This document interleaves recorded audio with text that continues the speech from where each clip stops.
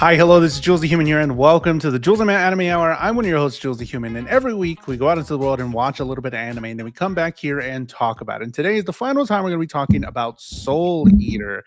Today we'll be ranking the anime and then also picking another anime to watch for the next 3 weeks. We have all of these anime that are here on the list that are selected by you, the viewer, or by me or Matt. Me and Matt last week, we got a very generous um, donation on Twitch, and they asked us to choose our own. So I picked Steins Gate, and me and Matt have not seen Steins Gate, and I've heard a lot about it. We both heard of some good things.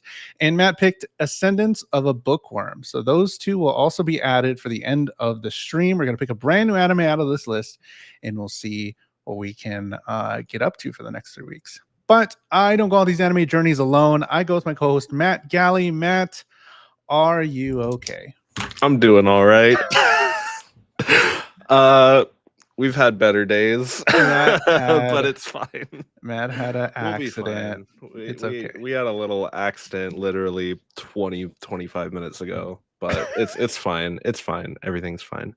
Okay. I'm excited to talk about some more Soul Eater because we're hitting the conclusion, our 12 episode arc here at a very, I think, interesting point in the show where definitely by now you can have a solid understanding on like who you are recommending this show to and who you might maybe not recommend it to. But in terms of people wanting to get into anime, I really think that this one does put on a good running for knowing the type of media that somebody might be coming from and looking for in anime. This could be a strong contender for a first recommendation, in my opinion, a first viewing.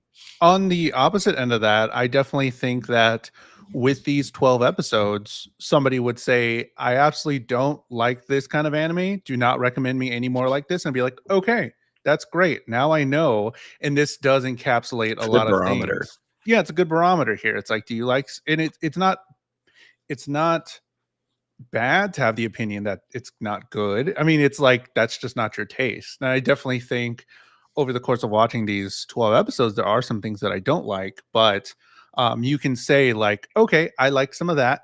Give me more of that.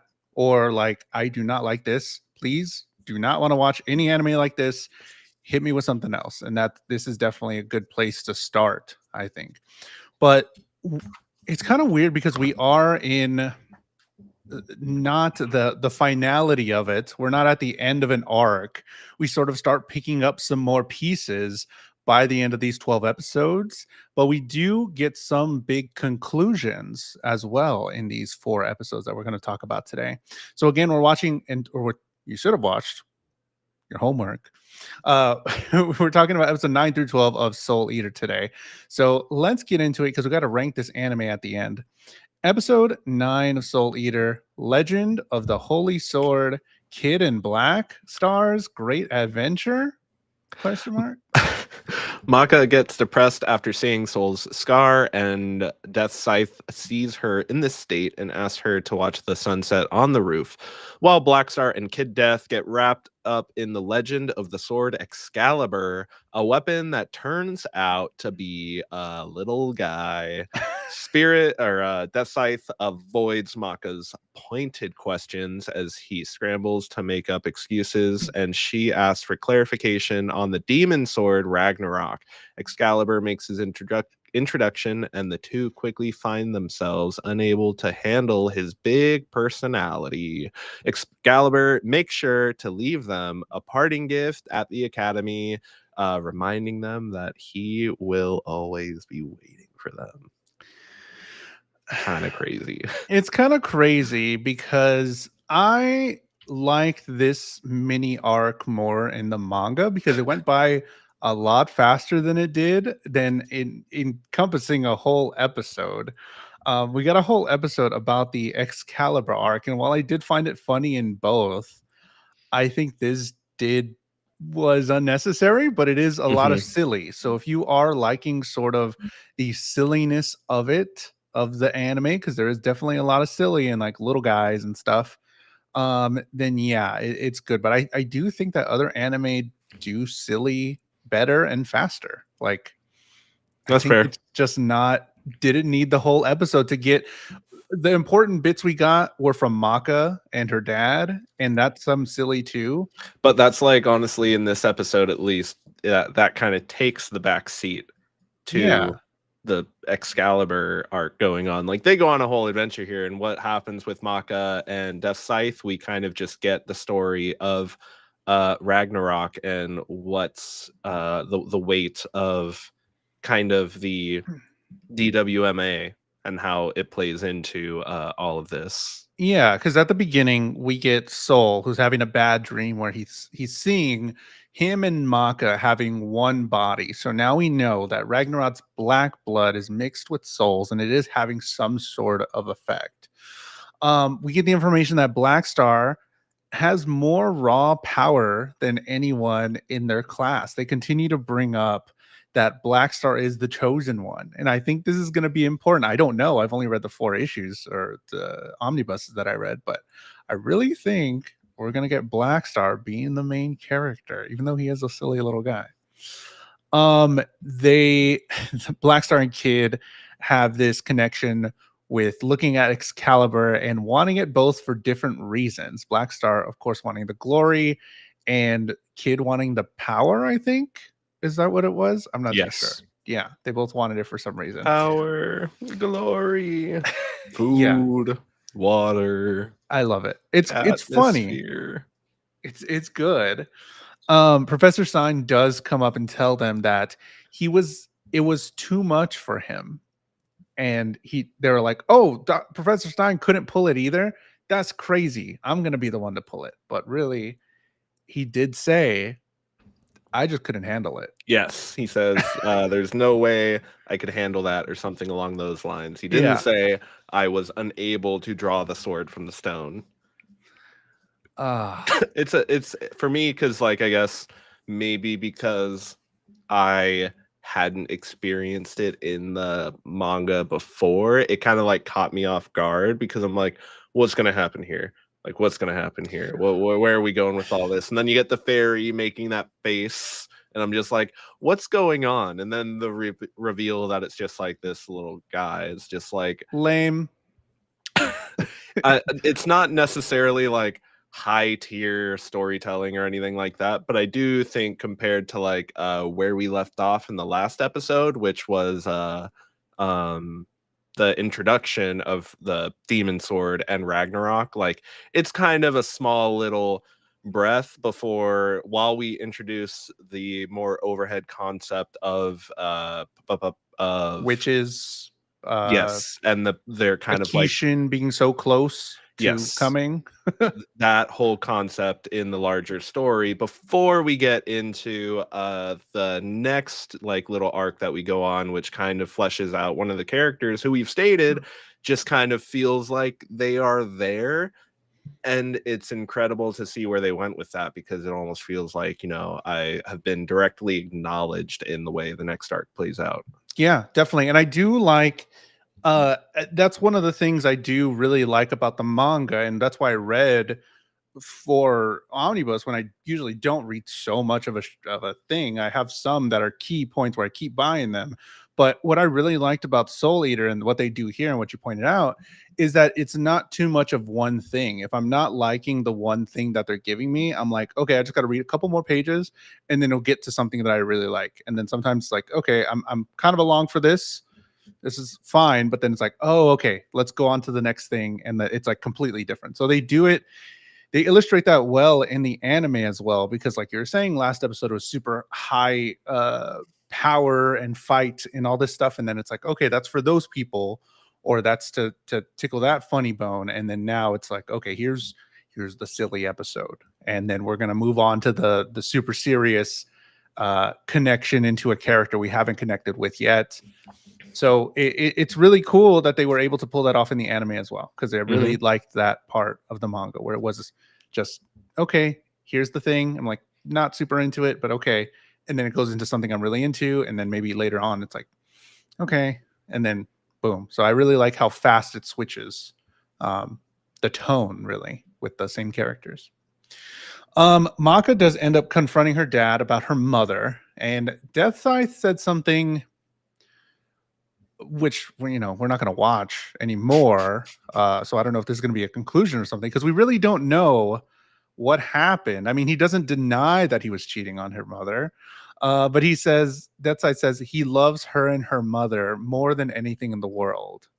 Do you think that has any more weight to it? Do you think that something about I'd like it to have more weight. There's a yeah. part of me that wants him to be redeemed and wants him to take these moments with more seriousness, because he like immediately just starts looking for his outs the second she wants to like handle the situation, not even handle it, like acknowledge it, address it, like she's giving you the chance, speak for yourself, and you just back into a corner and you have nothing to say other than we hear you going through your mind over and over like, oh, I promise that I love you, I promise I love.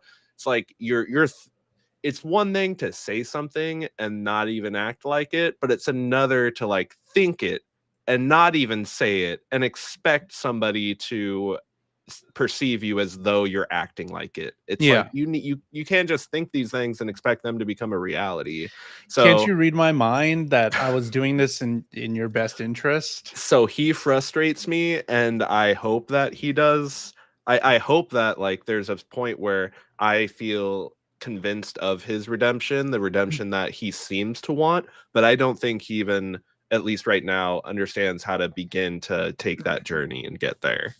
Yeah, because he is an important character here. Yeah. I mean, it does I seem thought like he it's was setting just going to be something up. more of a throwaway character at first, just kind of like the joke, oh, bad dad, like, baggage type deal. But he continues to be a main part of the story, especially after our last two episodes, our fight with Ragnarok, as he was facing off with the witch, as well with as Stein wielding him. Yeah, Stein, which is pretty dope. Cut back to Blackstar and Kid. They find Excalibur, they pull him out, and I like the English voice acting a lot more every time we watch this, because it's just super funny. The way that Blackstar's VO says, "I'm a big fat hero." It was just like super funny for some reason. Excalibur, like we said, is a lame little guy. I like the character design. It's super silly. It's really funny that one, before I get to it's really funny that he wrote his own story. Like, it was him that wrote the story, and he says he's super fantastical and everything. But I really do like how they bring stuff that we already grasp. Medusa, which is they did this a lot of times, but Excalibur is the newest one, where this is a story that we are familiar with, or they're assuming that we're sort of familiar with, and they took a spin on it and gave it some life in this world. And I'm like, okay, that's cool. Took a little long, but I was like, that's cool. Here we are. Give us a little silly episode. Maka asked about Ragnarok, and Ragnarok is one step away from it becoming a Kishin. And there are people that can become Kishin, as well as Soul, who may become a Kishin because of the black blood that is in him now. I think that's what Maka's dad says. He doesn't say it because he doesn't know that Soul has doesn't black blood. explicitly say it, but he says that like, hey, like, it's for us to know. Yeah. It's a factor to be taking into account moving forward. Some more funny lines that I had. Excalibur says, "Young ones, do you want to hear the legend of me?" I just thought that was hilarious. This is a silly episode. I love the where are you from? Oh, we're from the cat. I already knew that. Yeah. Like I was laughing out of all of the 4 episodes. I was laughing the most at this character. Yeah. And the delivery of his lines is just very just here for a silly time. They both end up not wanting Excalibur and leave anyways, but they are still they have captured Excalibur's heart. So I don't think we're gonna see the last of him. I don't know. Where do you think you're going, boys? What if I drop it down to 800 and only make you listen in on my 5-hour story? Yeah, story time. Got you It's now, don't mandatory. I? I mean, he did seem to display some sort of power. So it's like, dang, bro, nobody can. They said the problem, they're like, no, it's not the problem that they won't match souls with him. It's that he'll match with anybody. Yeah, he'll It's match that wavelengths, but he wavelengths. won't match personalities with anybody. Yeah, it's really good. They do vow at the end that they do have good partners already. Yes, and that is like kind of, I guess that, whew, that is one little kind of layer that it does add to like the relationships that we see between Meisters and weapons, that like they do not only have to be able to be on the same soul wavelength, being able to be compatible with your personalities is to some degree important if you're going to be working with somebody as a partner, which they are supposed to be partners, not I am the like the weapon wielder and you are a tool to be wielded. You are my partner. We are a team. We operate as a team. Mm-hmm. So who's going to operate with that guy? Nobody. You could be the most powerful weapon in existence. If you're insufferable, nobody wants to put up with you. Yeah. Episode 10, The Enchanted Sword of Masamune. Break the soul possession. A heart sings in the rain. Tsubaki reveals the meaning behind her name, the camellia, a quiet flower that blooms with no scent. Tsubaki and Blackstar are sent to take care of the enchanted sword Masamune, which is about to become a Kishin, with Maka hearing about this as gossip. At the village of Shin, Blackstar is attacked on arrival, forcing him and Tsubaki to retreat for the time as it begins to rain. Blackstar reveals the reason for the villagers' reaction, and a figure approaches a villager, Ryoku, as he speaks of revenge, with the sword possessing Ryoku's soul. Blackstar and Tsubaki reacting to the commotion. Blackstar needs to apply his soul energy to cause the sword to release, which he's able to do after forcing Masamune into a trap. Tsubaki enters the sword to duel her long-lost brother. Oh my god, it's her brother. We Is this the first time that we hear about the Star Clan? I don't think he ever Yes, mentioned it, I'm right? pretty sure. Okay. Yes. So Tsubaki is tasked to stop Masamune with Blackstar, of course, and he's getting some resilient or some what is it called? What's the word? I don't know. The town doesn't like him. Yeah. He shows up, they see his tattoo, and everybody's like, hey, we know that tattoo. That's the Star Clan. You're here to kill more people. Get out of our town. Yep, and we see Orcs, Ryuku. sticks and rocks. And the old lady that just like lifts a giant boulder. Bruh, she's working out. It's great. What's going on there? She's the I need muscle her in the workout city. supplement. Yeah, definitely. So we found out Blackstar is a member of the Star Clan. Seems like Tsubaki didn't know this. At least it showed on her face that she wasn't aware of this, or maybe wasn't aware of the gravity of what it meant to be a part of the Star Clan. They were a clan of assassins, and they began hunting human souls. And he is the last member of the Star Clan. 13 years ago, the rest of this clan's souls were taken by Death and the Academy, and Blackstar was taken in. And all this happened when he was a kid, so like he really has no connection to the Star Clan. But they were like hunting for power, and then they were like, "Yo, we could do this, and it feels good. Let's kill the humans and eat their souls." And then it just became a thing. And then Death and the Academy. Womp. Yeah, womp. How do So you they think? were sorry, go ahead. No. I was gonna say, how do you think this shapes Blackstar Yeah. when? Yeah, it was happened to him when he was a kid, but like that's Exactly. still his lineage. I do think it's like his perception. He speaks true about his perception that it's like that happened a long time ago before I was even born, or when I was too young to even like know what was going on. And like he's very matter of fact with knowing the story behind the clan, knowing what they fell into, and then he's like they were people that made bad decisions and had to accept the consequences of their actions. So I do think that he's very much at peace with it, knowing that like literally knowing that it's all kind of like made him this I think Black Star might even be a representation or like a parallel to like Black Sheep type deal, where Okay. like he like rejects what it stood for, but he still acknowledges that that's a part of like his lineage. So even though I am that, I'm gonna do it my way type Yeah. deal. I might be from a clan of assassins, but I'm gonna be an assassin that does work for the greater good. Do you The think that difference shaped between his? I'm gonna save the world and I'm gonna change the world, Yeah, and I'm gonna or be the however you want to say star. that. Like he doesn't want to be the villain of the story. He wants to be a hero. Yeah, He that's what wants I was to gonna save ask. Is like, everybody. do you think that uh influences his personality at all? And I think definitely yes. That where he's Yes. like, yo, like all this stuff happened to me, and I'm part of this thing, but I'm gonna be the hero. I'm gonna be the one that they cheer for. I'm gonna be the one that they want uh to bring to the top and be the best assassin or whatever, because he has all this sort of baggage that comes along with him just having a star tattooed on him. And I think that also is why, I'm a star. I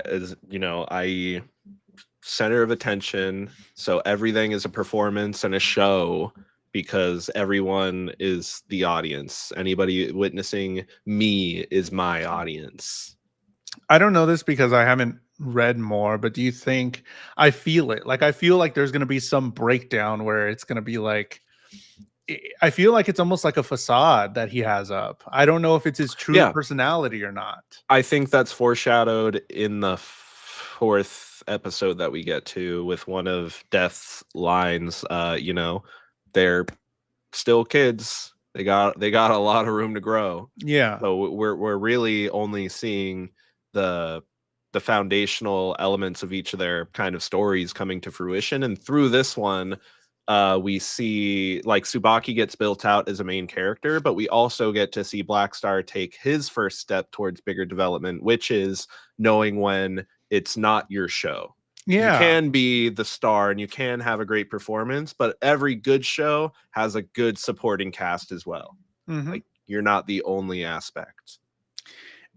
And that shows in the next episode, definitely, when he's getting attacked by the village people. And he's just on standby. Uh-huh. So the enchanted sword Masamune can take possession of people's bodies. If someone doesn't stop him, he will become a Kishin.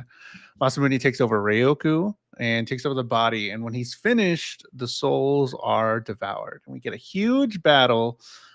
Some backstory on Tsubaki, about Tsubaki joining the academy to hunt down the enchanted sword specifically. So they haven't really said it just yet in the episode, but this was her entire goal, is to do this thing.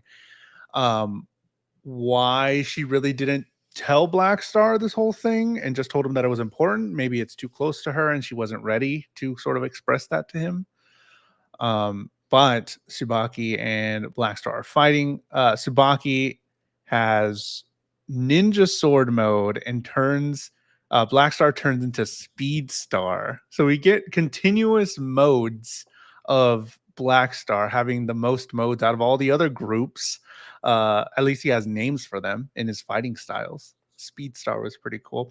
But then we get Soul Resonance by them, turning into Shield Star here, which was pretty cool. Shield Star Soul Resonance. It seemed pretty. This is the first time that they Soul Resonance, right? Because this is kind of I a think big so, because deal. they didn't need that for Trap Star. No, but they didn't say. Yeah, this is the first time they say Soul Resonance. So you can tell from the use of Soul Resonance in the past with Maka that they do have it a little bit more under control and are able to work together a little bit more. Um, I really liked the music in this. Yeah, I really, there was like some dope music with like the music in the whole show is just really good. I really like Music is really good. the different songs for people entering, kids music. Soul has a little theme too. Whenever he comes up, it's really good. Tsubaki ends up going inside the enchanted sword, gets possessed, and the fight is taking place inside their souls. and Masamune is her It's a brother. soul fight. It's a soul fight. So, what happens in episode 11? Tsubaki, the camellia blossom. What lies beyond the grief? These names. I know. Masamune battles demons as he fights Tsubaki, both of them attempting to absorb the other's soul. It's revealed that Tsubaki received her elder sibling's birthright by chance, leaving him with only one form. Black Star protects Tsubaki as her body remains present in the physical world, and Masamune appears to defeat Tsubaki, but her soul persists and rejects the notions presented by Masamune. Able to get the upper hand after entering the sword itself, Black Star greets Tsubaki as she returns, and they return to the DWMA with a new sword mode in hand. Hell yeah. New mode. Let's go. The animation in this episode and in the last episode with the fights, like with the shadows kind of and all the neat work that they do, but with this one especially when Tsubaki and Masamune are actually fighting, it is pretty dang fluid. It is pretty dang fluid. It is very fluid. I really liked the animation with the fights. And I got to say, in the manga, it was probably the most outstanding fight, the one that I remember, as far as like the way it looked. It looks great in the manga. And I'm like, yo, with all the black and white, because that's kind of how the manga is. It's all just black and white, dark, really dark blacks. It's painted on like this printer paper that's shiny, and it's really nice. So I really do like this fight in the manga as well. Um, I don't really understand like some of these concepts. Like the Stein explains the soul tug of war a little bit, and it's like, does that make sense? I don't know, but like it's a really cool visual and something to think about, and explains it away. I think when they earlier presented the fact that like, oh, he's a what's it called, a sword that can possess people, and when the sword is done, your soul, it consumes your soul.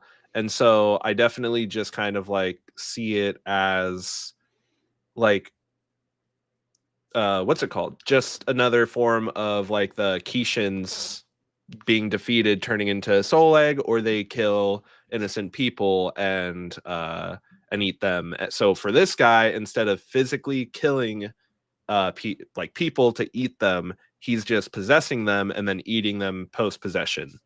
So when they say that like they're in a tug of war, it's giving that visual and the whole concept, even though like he deals a killing blow to her and we see that Bro, right at the through her, beginning. but she's still alive, and it's because that's them undergoing the whole tug of war concurrently. It's not, they're not in a physical space, they're in their in like the soul realm inside of the sword that is being created by Masamune's presence in the sword.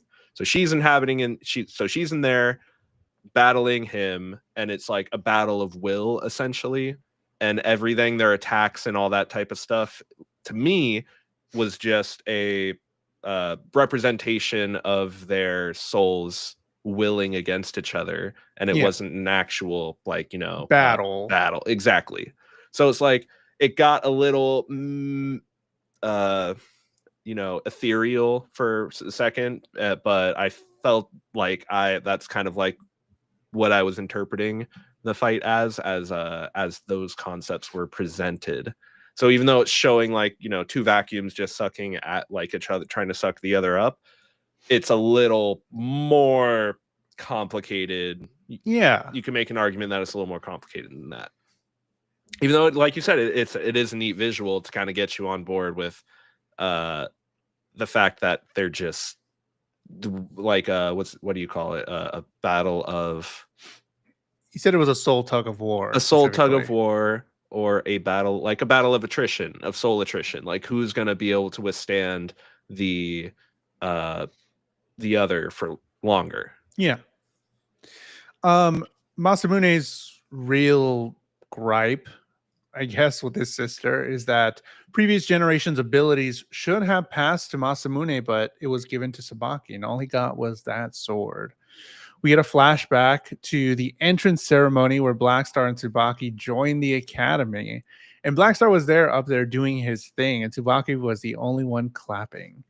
So that's kind of a nice little thing how we get the beginning of them too, and how they sort of started off. Uh, and we get that because of what he's in now, because he says that Tsubaki had the ultimate what did he say? That he saw her performance, his performance all the way through.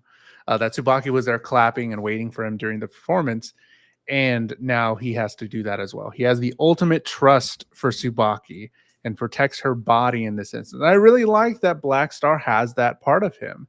That Blackstar can see that. He's not all super silly because that's what we get all the time. But in this instance, he's like, no, I trust her in what she's doing. She says that she needs to do this for whatever reason. He doesn't even know the reason just yet. I trust her that she can do it. So I will sit this one out and I'll take what they're giving me because I need her to do it, or she needs to do it for herself. And I really like that. I really like that part of Blackstar. I really do think Blackstar is my favorite character in this anime just because they show the silliness, which is fine, but then it also doesn't hesitate to give him this depth to his personality. And he does see right from wrong, which in silly characters, sometimes you don't see that. So I'm really liking Blackstar, especially after this episode. And I really can get behind them too as a Meister weapon combo. I don't know. Yeah, I do agree, and I do find myself like, I guess I just like him a lot more now that I've kind of seen the reasons why Tsubaki is the way that she is, because I thought she was like, watering herself down for him to like give him the space to be the way that he is, but like now I can see that it's not as plain and simple as It's that so for their good. relationship. So I do like the complexity that these episodes add to those two, because again, like before, Tsubaki's definitely out of even the Thompson sisters was kind of the most underdeveloped, because even for the Thompson sisters, we get the whole, oh, they used to be street urchins, and so they are fiercely loyal to Kid for taking them off the streets. And it's like, yeah, that makes sense. Like it adds up. But with Tsubaki and Blackstar, there was kind of just still a question mark of like, why does she put up with him? Like, I get that she is nice and that she is like she is well suited for his personality. I get all that, but now I need the why.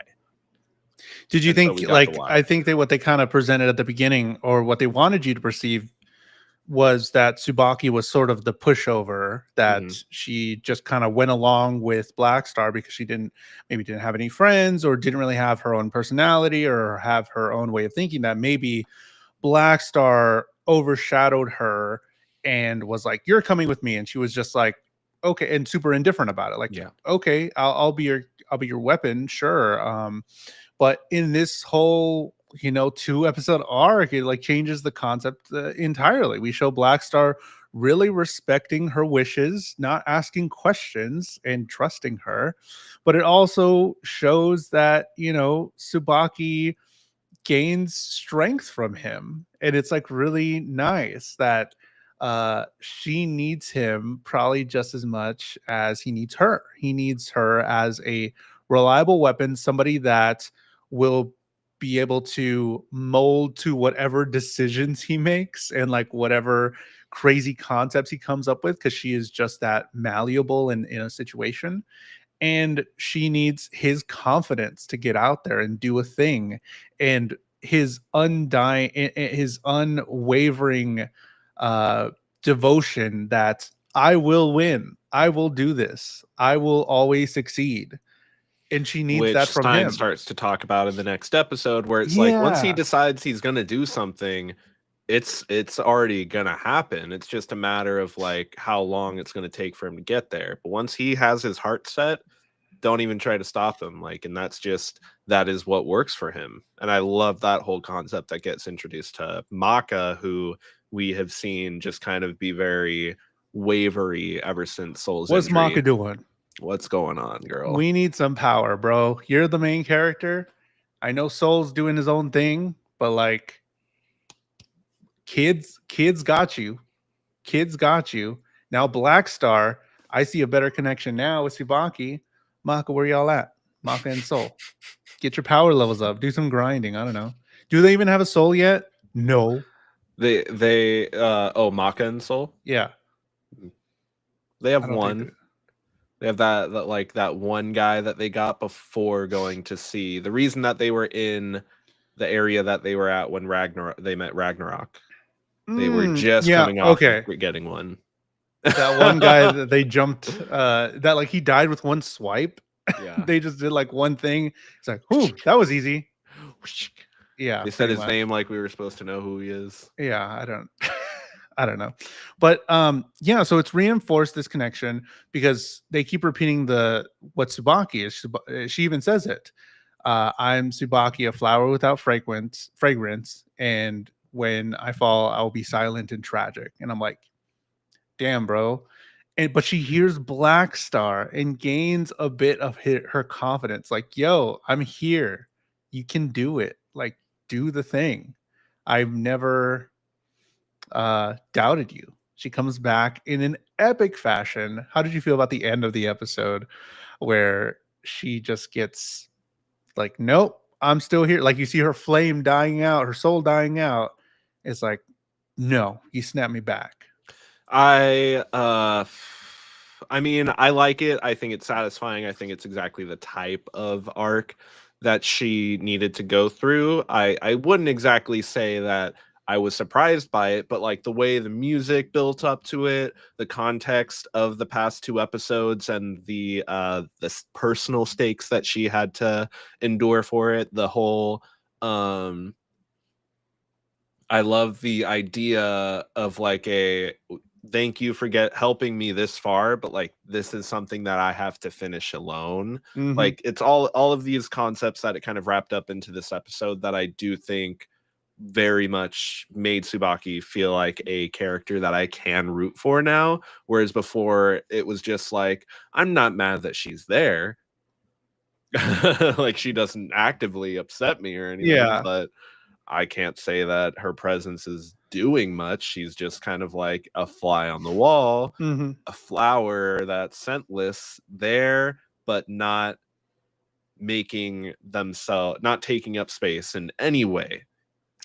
And then her brother finally acknowledging her for like the strong-willed person that she can be was great. But she always has been. Yeah, as she always has been. It's like the way that they did it was so good, going off the whole flower concept. Like, oh, I finally smell it. It smells beautiful, or whatever he says. And then he goes away. And it's like, oh, that's so good. I loved it in the manga, loved it here. This is probably the strongest little mini arc and the one I really like the most because it's just like, it's so beautiful. Love Out it. of all of them so far, it definitely is. And it like, I'm glad that now we've gotten to see it by the 12th episode. We've kind of gotten to see all the characters really become a character and not just a visual gag or something like that. So I do really appreciate the way that the show has developed the cast and the amount of time that it has, because it's not a small cast that it's developed by any means. And it hasn't done it, I wouldn't say perfectly, but it has done it in a way where it's like I have very few complaints about everything up to now. How do you feel about the show having like a bunch of little mini arcs, but then like there is some longer string to it, but I felt like um while reading and watching it now again that it's like a bunch of little arcs and it just goes on to the next thing. It's like, okay, where are we jumping in now? Kind of like a monster of the week sort of. Do you like that for this kind of show, or would you prefer rather more long arc storytelling? For this kind of show, I think it's pulling it off well because it feels like it's leaning into the first that you just spoke on, but it is not ignoring the long-term storytelling, like how again, Soul gets hurt and now he has this scar, and Maka continues to have a reaction to Soul through the past like 3 episodes. So it's still kind of like developing something that is a consequence of what's happened before. And the reason that happened was a consequence of their encounter with Stein, when he had to kind of drill it in that, like, hey, you're supposed to protect your Meister first and foremost.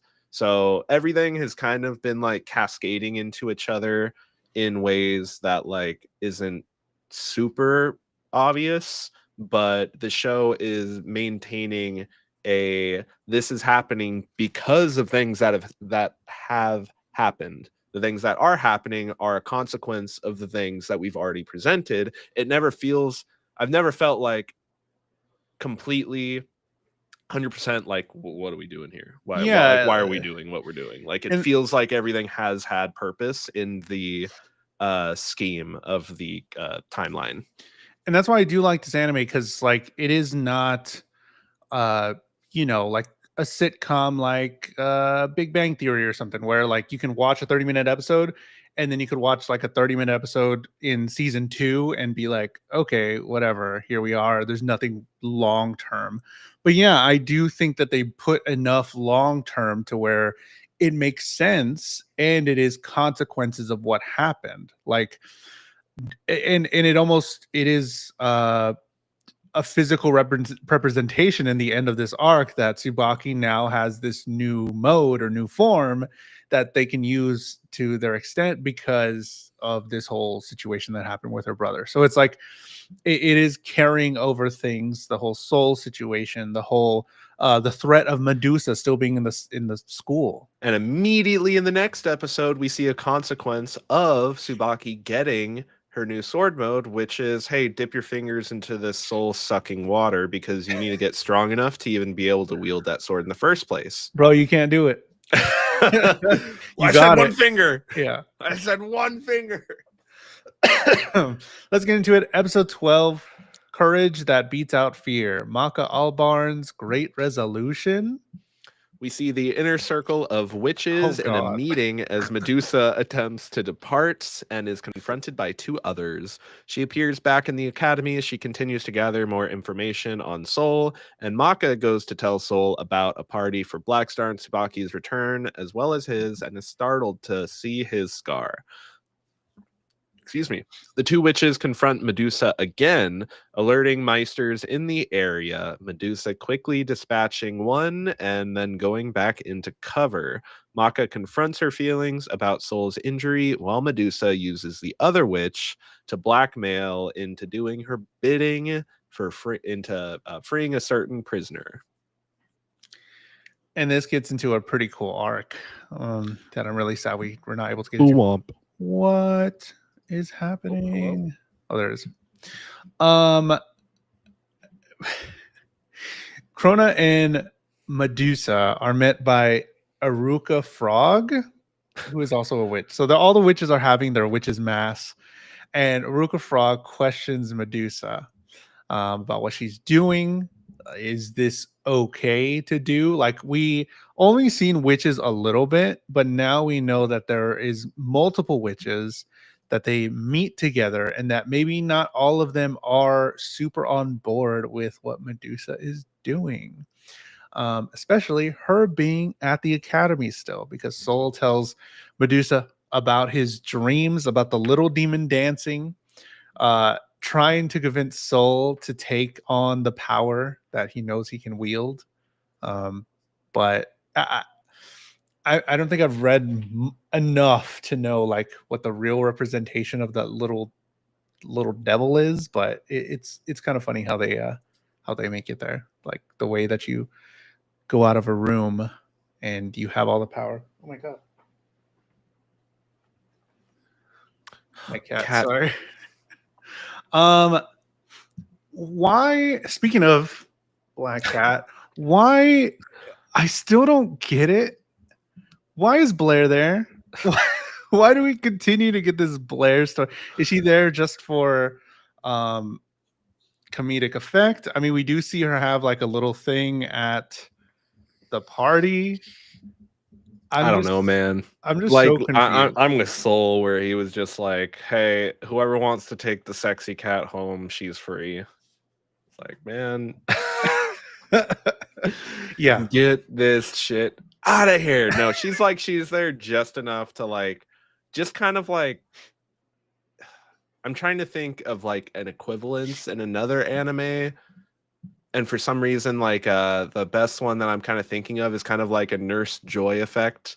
Like Okay. sometimes you just need a character to be a fill-in, and they're just there as like a fill-in, and we've seen them just be a stand-in background character. It's like having a it's like in a skit comedy show where you have, one of the actors that's just always playing the random, background character that just has to react to everything. Yeah. I feel like she's kind of more there to just be an in-universe reaction to like the development of our characters and the Okay. things that are going on. Yeah. Like other than me, like, outright just fan service. There The is a author lot of putting her in there to so that way there's fan service of a adult adult character. of an adult. Yeah, we do get a lot of fan service in the manga. I'm glad they took a lot of that out in this, but we do every get some. every single time I'm like, there hasn't been some for a while. Yeah. I kind of like this. And And then that's it like reminds me that it's there. It's like, yeah, oh, that's also here's your sprinkle. Here's a sprinkle. that's also what I'm talking about when it's like the parts that are in the manga, it's like here's a little vignette of something, and then we go on to this other vignette of something else. And then sometimes it's like, okay, Blair, we're leading up to the thing. Okay, cool, whatever. And then it's like, boom, let's keep going. So like they do give you that sprinkle of everything, and mainly in the manga, not so much in the anime. It is fan service. It's fan service is included in that as well. But Maka's throwing a big party for Soul's return because he's finally getting released from the hospital. Blair gets naked in front of the kids at the party, specifically saying, which one of you boys can I take back or whatever. Yikes. Hey there, boys. But Maka needs a way to push herself to be stronger. They said Blackstar has this ridiculous, confident, self-hype speak that he instills into himself, and Maka needs to find her thing. That's not her thing, but you gotta find a way to get more powerful. Aruka Frog and her friend Mizune come to kill Medusa in an alley. Aruka Frog and Mizune the mouse take off their soul protect, and immediately Maka can feel it. So we get some information kind of how this works, that Medusa cannot take it down at all. Like even Because they'll though detect her strand of soul wavelength specifically. yeah, Medusa and Stein don't have visual on her, on the two witches, but they're like boom, like it pulsates through the town, and it's like, oh shit, I can feel their soul. Oh my god, let's go. Medusa has thousands of snakes in her body and does not need Disgusting. to take down her soul protect. What the fuck does this mean? What does it mean? Just in her? Yeah. And the tattoo was one, but she said she has thousands. Mhm. Where are they? The tattoos are probably just the two that she keeps visible, and then she could probably do, because it's they seem to work like on a, even though it looks like tattoos, it looks like ink on her skin. I think it's black blood type deal, and I think she has black blood as well. Okay. That's what my like kind of assumption would be, because when she kills Mizune, like Mizune breaks up into a bunch of little pieces, and then those pieces like become the snake again. And so it looked like she literally devoured her from the inside out, turning her into black blood, turning her into more snakes, maybe. And that's what she means when she's like, they're gonna eat you. And it's like, the tattoos on your skin are eating people. What does that turn into? Does it turn into more snakes? Does it, like, well, where does what happens to that? Because what goes in gotta come out, right? Yeah. I think even Bro, that Soul even says that. justice for Mizune, because Mizune just like fucking like just got splattered, and I was like, oh, that was a lot. Mizune gets It's all shredded. all black blood. Yeah. The Unless snakes, it's just supposed to be an artistic decision, just to like not make it not as make it blood. to not get an M rating or something, Yeah, that could be TVMA, it. to keep it at a TV 'Cause 14. that was pretty bad. It's pretty violent. It's pretty Just get violent. ripped to shreds. Yeah. I mean, why is the snake and the frog picking a fight with the, or why is the frog frog and the and the mouse mouse. picking a fight with the snake in the first place? Can we be real? Can we be so for real? Maybe they I mean they did think We they had have the you upper hand. cornered now. Yeah, What are you gonna we do? got you now. What are you gonna do to Here, Medusa? yeah, here are our two plans because we know this thing to be true. You have to take down Soul Protect. So here are the two plans. Nope. Instantly. I'll just like, take Plan C. Actually, yeah. Actually, you didn't know this. Stein makes a really good assumption about Medusa, but he does not suspect her. He says that, well, actually, there. I wouldn't be surprised if somebody is in the academy and somebody has been disguised this all along. Medusa's like, yeah, that's crazy, bro. Yeah, dog. Whoa, that'd be crazy. It was quick where she was like, yeah, I detected them too, so I came here to investigate. It's like, she's quick with it. She's got it. She's quick with it.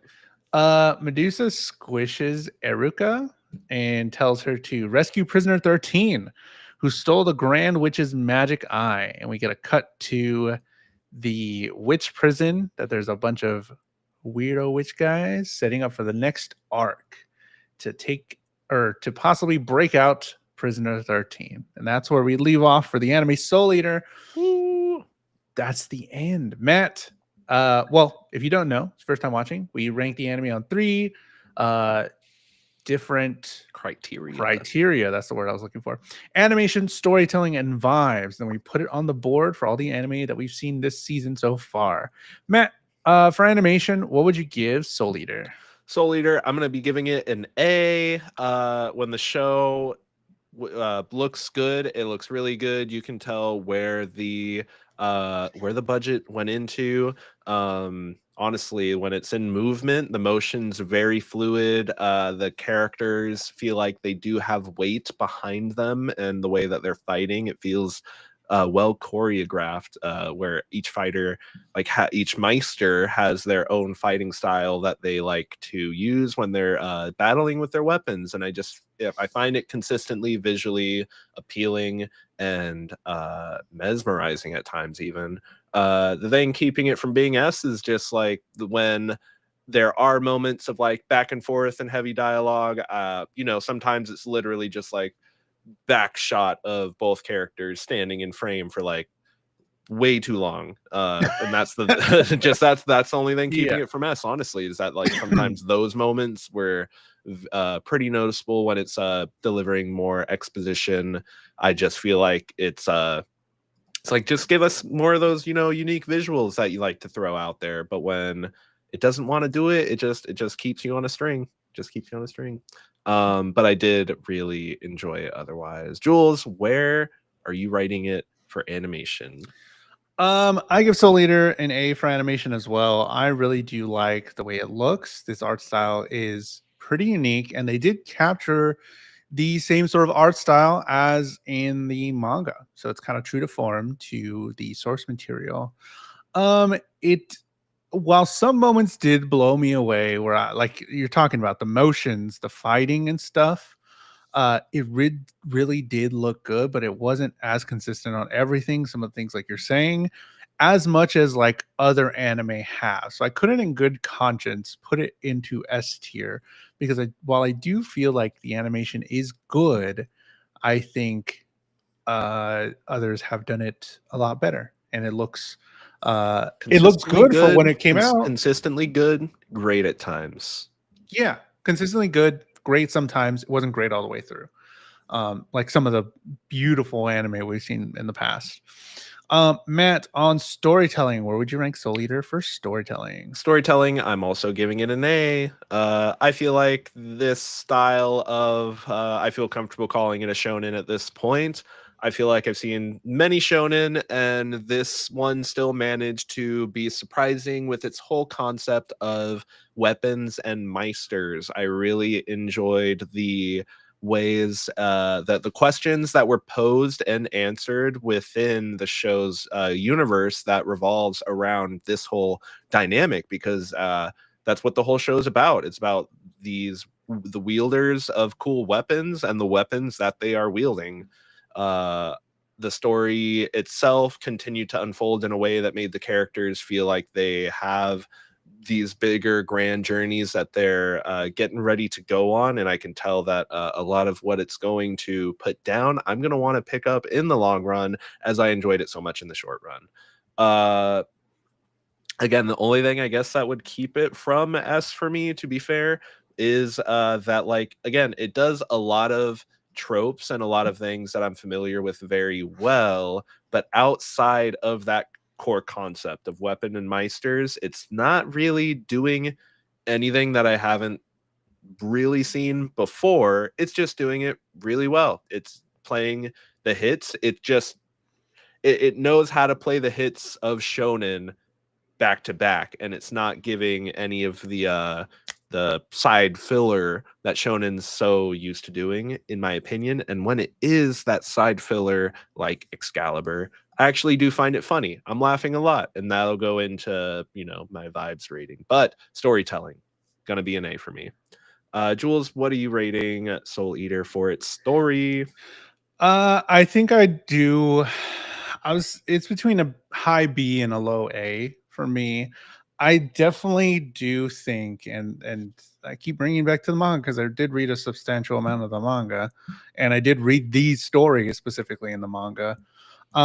It While it is funny, sometimes it is a lot of funny. And I'm like, okay, I really want to hone in on these kids and the story of them, and I want to see what's going on. I want to see more Medusa. I do enjoy the fights and the storytelling crafting of these characters. But it does feel like there's a lot of stuff that not a lot. There are some things where I'm just like, I just want to keep going. I just want to like some of the Soul and Black Star stuff. Really funny, dig it, cool. Little too much. Devoting a whole episode for it. Devoting whole half of an episode for them to fight Kid outside or whatever. I'm just like, I'm here. I got to do it. I really wish it wasn't that long, and it's fine. Maybe the first 5 minutes was cool, but I'm kind of over it now. So there were some moments of that where I'm just like, it's not for me. So that's why I'm kind of like on the fence between a high B, low A, because there is a lot that I like. But yeah, I guess comparing it to other animes that came out at that time, I just feel like a lot of them fell into a trap of having whole arcs like that. sure. And it's like, man, if we're gonna keep it to like an episode or lower, and then like at least have like, if one episode or less is the filler slash filler canon. Sometimes you have an episode that's like part filler, part canon, or all filler. If it's like literally a filler slash canon episode, one buffer between full canons, like I'm okay with that, as long as it's just that little bit. Because like, let's take Naruto for example. Between like the first major arc and the second major arc, there's like a 5 episode filler arc where it's just like, it literally is an entire arc to introduce a concept that doesn't even really hold weight in the long term of the story that it's telling. And that's where uh, I guess our opinions do differ, because I just don't watch those shows.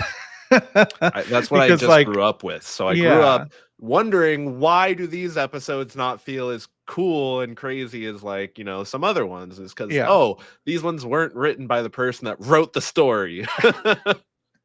I mean, I guess I have some of that stuff in what's the only other anime that had like filler like that was Full Metal Alchemist, I guess, when the original one, where they were trying to fill in time for the manga being written at the Story time. being written. Yeah, fucking write that, bro. Let them cook. Uh, Let them cook. let 'em we got 20 episodes right though. Hold on.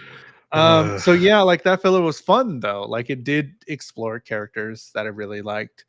But yeah, I just skip those animes entirely. So that's kind of where I'm like, this is too long, but you're like, It's not 5 episodes, so I'm cool with it. It's If we're not condensing all of that into like this one shell, it's like it lets me kind of just like just take a breath. okay. Okay, I see that. I'll chill for a second, and then okay, now like what's going on? And there's enough leading lines through it with this show specifically that I found. But again, that's just with context of other things that I've watched as well. For Soul Eater on vibes, what would you rank Soul Eater on vibes? Vibes, I'm giving it an A. I love so much about this show. I love the gothic architecture, like, you know, the whole Death City concept, DWMA. The heroes feel like anti-heroes. There's so much that I like about this show, and I'm genuinely when I'm genuine in my feeling that the only thing keeping it from S is like the at times feeling like there's not copious, but there's enough at the end of these 12 episodes, there's enough. I can't even think of the word for it. Why am I losing it? Fan service. There's enough fan service in here for me to just be actively annoyed by it. That's I guess it's high A, low S for me in terms of vibes, because it's really just that bugs me. And some, like, you know, there are some moments from some of the characters where I'm just like, let's not do that. Like Stein touching Maka's stomach, and I'm just like, after the reveal that you're not a bad dude, like that's just kind of weird. Like if you were a villain, it'd still be weird, but it's like you're a bad guy. But it's like you're about to be our teacher and you just touched her tummy a little bit. Like it's just stuff like that that just doesn't feel like it may have aged as well as the rest of the show around it.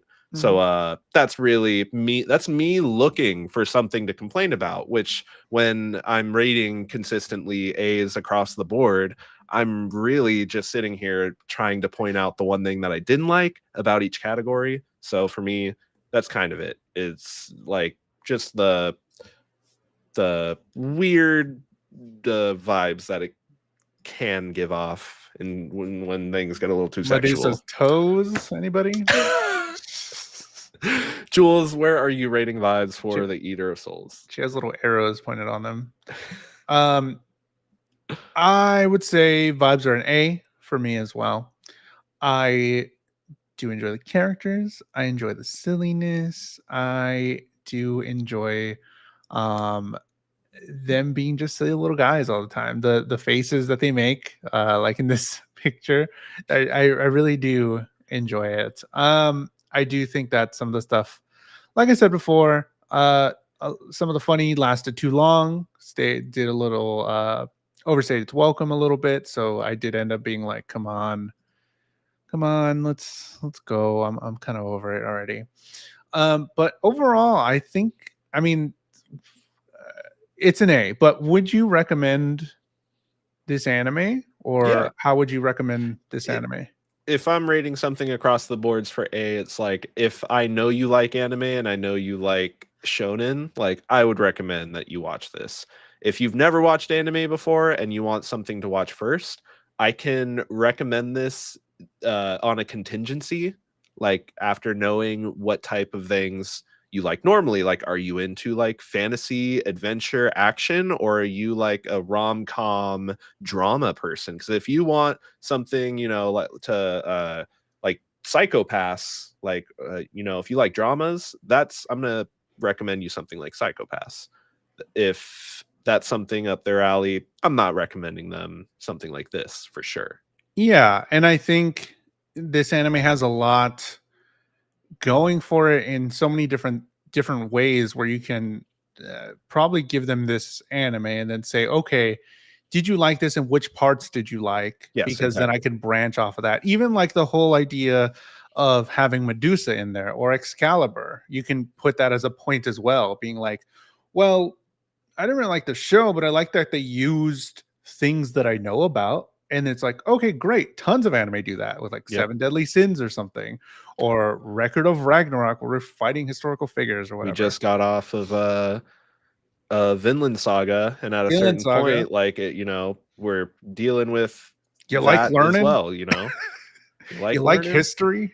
You want a piece of history? How about a piece of this anime? So for the anime Soul Eater, the final score is it's an A rank anime. We love A ranks animes here. Definitely recommend give it a watch. Go check out Soul Eater. This is where it stacks up against all the other anime that we watched this season. There it is with Nier Automata. We have like a great little list of anime here for season 3. They are all a little It's going different. pretty good. It's going Yeah, pretty good. we got some really good anime. Have not seen anything lower than a B. Might change here. So just to remind everybody, we have tons of anime to pick for the next 3 weeks. A lot of these are suggested by you, or some of them are me and Matt. Again, me and Matt have added Steins Gate and Ascendance of a Bookworm to it. The way you can add an anime to the list to be picked out in the future is a $5 super chat on YouTube or 500 bits on Twitch. 500 bits on Twitch or $5 super chat on YouTube. If you're watching this later on YouTube, you can do that later and we'll see it. The next anime that we are going to watch is BNA, Brand New Animal. Brand New Animal, and that's Kaylin's pick. Yes, it is. Woo!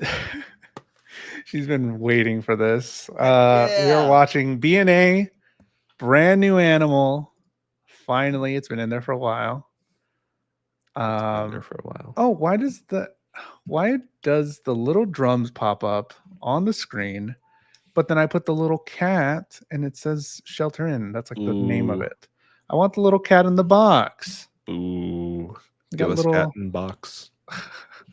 Better than Cat in the Hat. So she's excited. I think I hear her yelling. Next anime we're watching BNA. Brand New Animal. Brand New Animal. No clue what this is about. Me either. Excited to watch a brand new anime. Brand new anime. Next week, watch episode 1 through 4 of BNA. Watch episode 1 through 4. He said it. Matt, when you are not in the streets or talking about anime, where can they find you on the internet? You can follow me on my socials on YouTube at Matt_Galley, or on Instagram on Threads. Just add an ITS at the front. Make it it's Matt_Galley. Jules, when we're not here, BNAing. Where can the people find you? At JulesTheHuman, at JulesTheHuman on all social media, on YouTube, where you might watch this. I just posted some pictures of some cool cards I got into trading cards. New hobby acquired. Got my first big hobby box. I posted those of the DC annual collection for trading cards, and I'm building up my base deck, and I have a bunch of really pretty cards now. So I'm excited about that. Go check it out on Instagram. And subscribe wherever you're watching this, show, whether YouTube, on mine, on Matt's, on Twitch, wherever. Make sure you hit that subscribe button, follow, and check out our past episodes if you want to hear our thoughts about other anime. We've done 2 seasons of this already, on 3 seasons now. Hundreds, literally, I don't know if I could say hundreds. At least 100 episodes. 100 plus episodes of JulesTheHuman Anime Hour. Go check Dozens. it out. Baker's dozens, even. Literally Baker's dozens. Literally. You can fill a whole basket of them with how many episodes? 1 episode equals 1 egg. Got a ton of eggs. A lot of eggs in the kitchen. BNA, Brand New Animal. Got so many omelets here. Watch BNA 1 through 4 next week, and we'll see you then. Bye. Wrong one. Let's get out of here.